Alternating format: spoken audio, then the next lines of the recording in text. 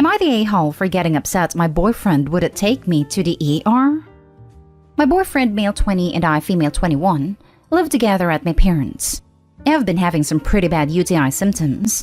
I went to a walk-in clinic 2 weeks ago when I had clear signs of infection, and they sent me home and said I tested negative. I woke up a week later with extreme hip pain. I spent all day on a heating pad and crying. 2 more days passed and then I woke up with the worst abdominal pain I've ever had. I began screaming and called my mom. She says to wake up my boyfriend and tell him to take me to the nearby hospital, 7 minutes, that is small, or one that's 35 minutes away that would properly handle what was going on. I wake him up and he says to just sleep it off. At this point I'm in tears. He says no and alludes that I'm overreacting, which I've been known to do, and it's probably nothing because I tested negative. I feel as if I've been stabbed, and this is not the type of pain I can wait out. I even compare how I'm feeling to a possible bladder rupture because of how awful I felt. Finally, he agrees to take me, but only if I let him sleep for 2 more hours.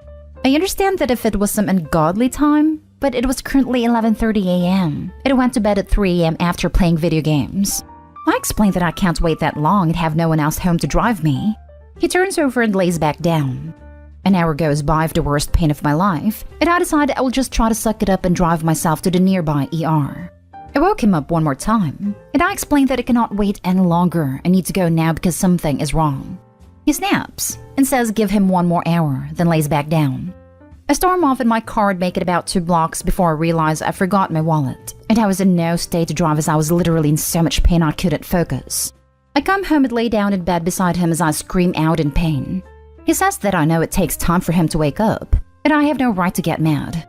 I barely utter out please take me to the one 7 minutes away because I'm scared.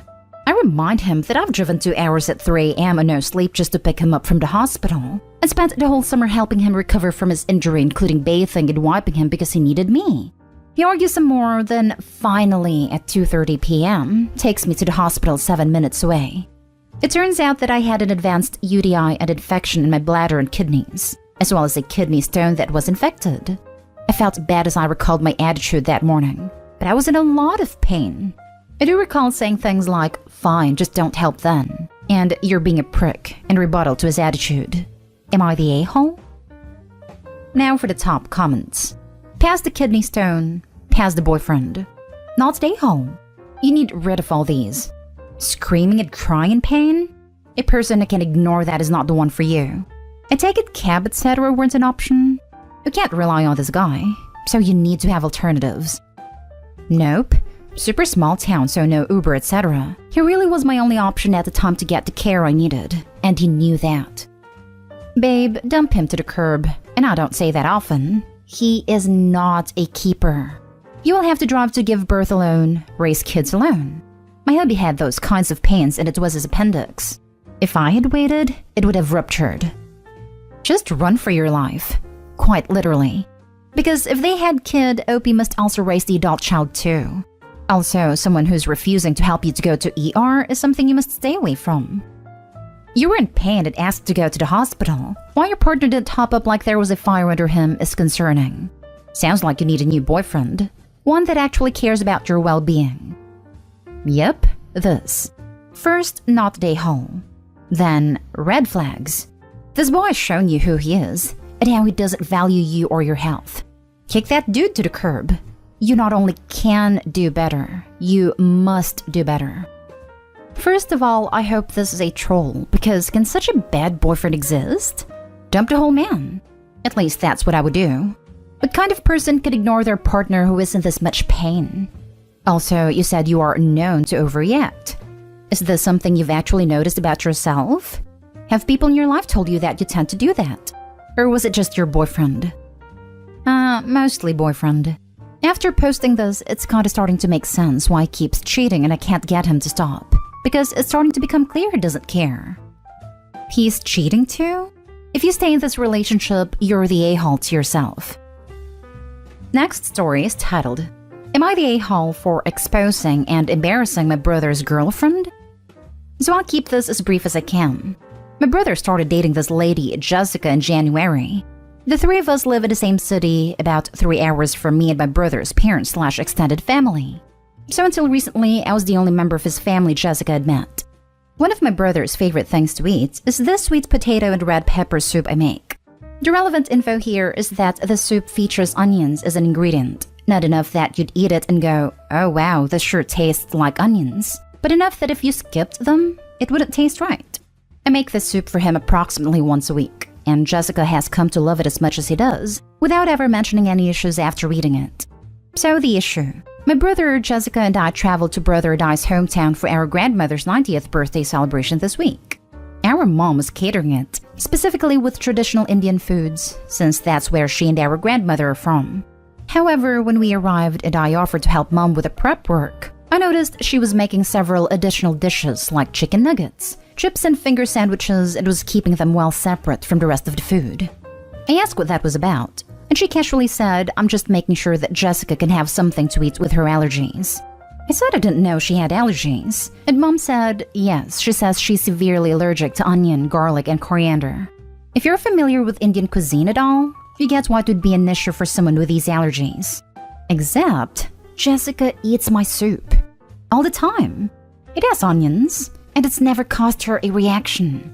The part where I may have been an a-hole is I said this to my mom, which, if you're familiar with Indian mothers, you may understand how that could have been a bad move. She didn't kick off or act aggressive, but she did confront Jessica about lying and ask if there was something wrong with her cooking. Jessica just got kind of red and stammer, and eventually admitted that she just doesn't like all that curry stuff, but thought saying she was allergic would be less awkward. Mom got pissed off because she'd taken such efforts to keep everything separate and whatever to avoid cross-contamination. Jessica got mad because Mom was mad, and my brother got mad at me for saying anything in the first place. Everything got rather awkward, and Jessica ended up not even coming to the party. They now haven't spoken to me all week, except for my brother telling me I'm a gossipy a-hole, and that I shouldn't have said anything, which, yeah, I kind of get. Was I an a-hole? I didn't intend to cause drama. It was kinda just a surprised, oh that's weird. My soup with onions and doesn't make her ill. I feel bad for ruining her first impression with our family and embarrassing her. You didn't expose her maliciously. You were simply caught in her lie. Nothing would have happened if Jessica hadn't lied to start with. Faking allergies to force people to cater to your needs is very disrespectful. I understand that Jessica's mad at you because now, she won't get any respect from this side of the family and will always be seen as the liar. But it's all on her. She played a stupid game, she won a stupid prize. Faking allergies to force people to cater to your needs is very disrespectful. And it makes things so difficult for people who do have them. My best friend is allergic to garlic, hot peppers, strawberries, basil, rice, all sorts of weird stuff. When people fake allergies and get caught at it, it makes the lives of people like my friend more dangerous. Yep, I have major and weird food allergies. The number of times people have decided that because Joe Blow is faking, I must be too, have been insane. So do I. I'm allergic to nightshade. I had a waitress hide a small piece of tomato in my food once. It sent me into anaphylaxis in front of my small children. Jessica lied to your mom to avoid all that curry stuff. Brother blamed you for gossiping?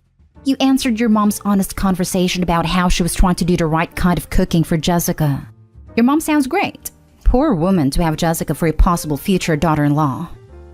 Yeah, mom's awesome. That's part of the reason this is so annoying.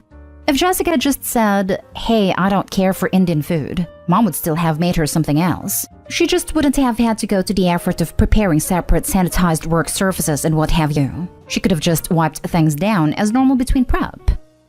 I'm glad you recognize how awesome your mom is. I would give my non-existent left nut for an in-law who would go that far to accommodate our food allergies. Next story. Why 53 female is not okay with me, 55 male, paying for part of my ex-wife's 55 female daughter's 27 female wedding. My ex-wife and I were high school sweethearts and married as soon as we graduated.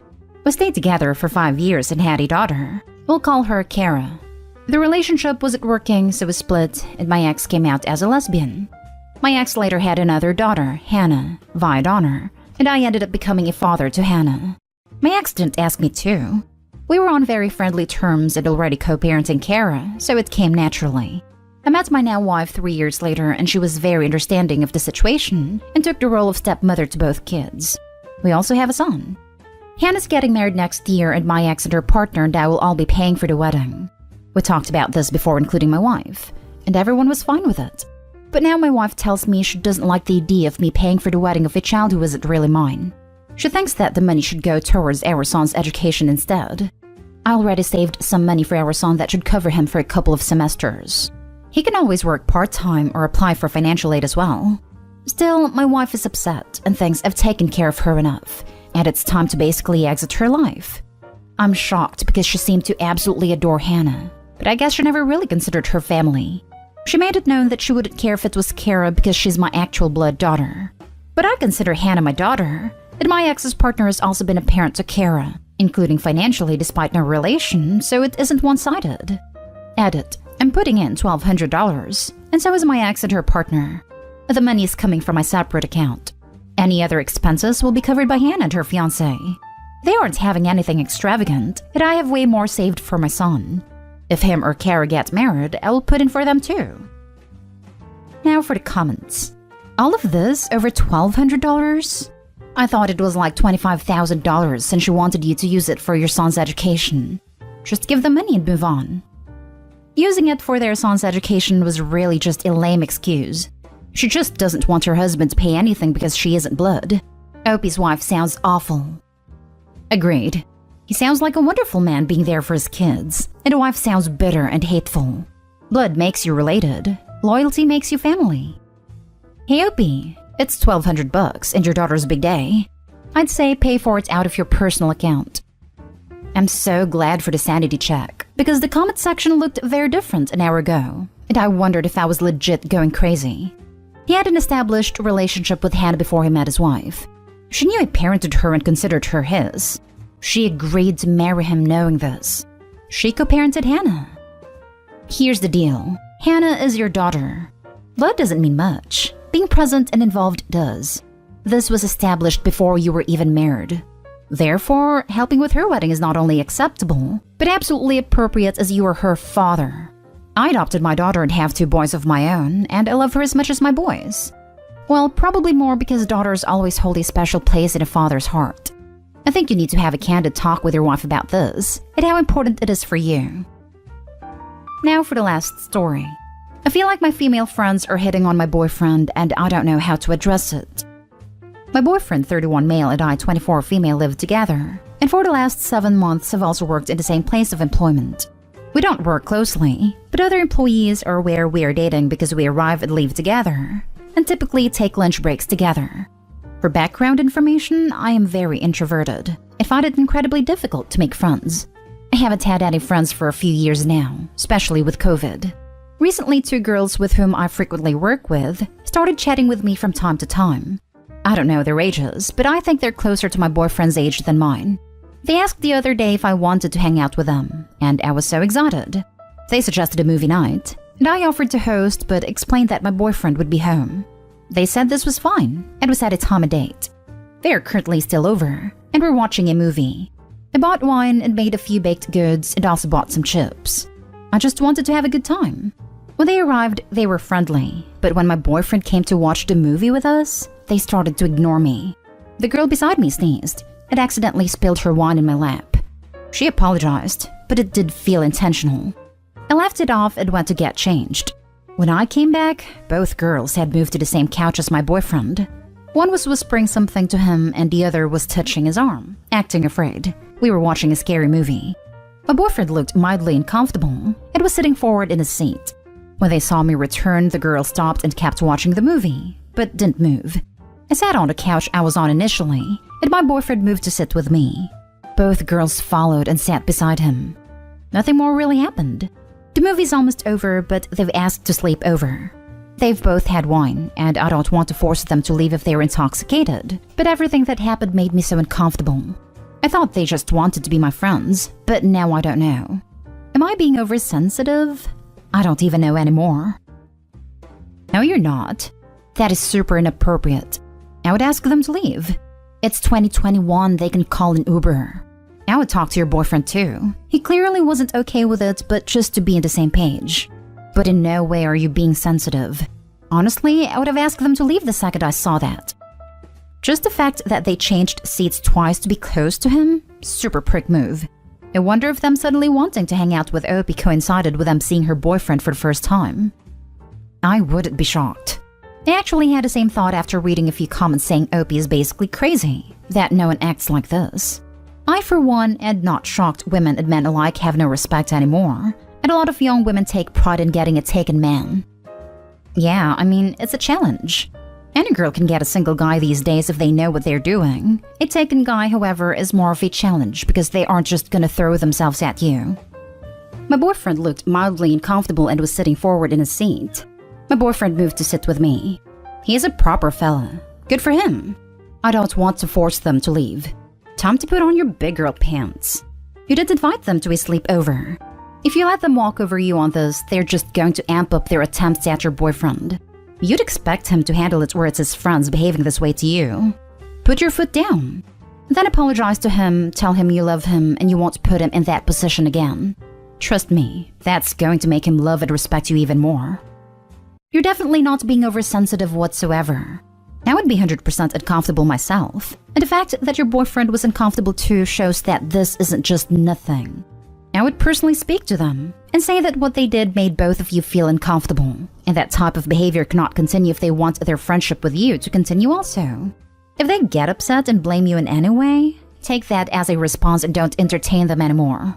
If they don't say anything, take that as a response also and don't entertain them. Hopefully they'll understand your boundaries, but if not, it's not the end of the world. I don't have many friends myself. It is important to remember that your self-worth doesn't reflect on how many friends you have. As long as you enjoy your own company, that's all that matters.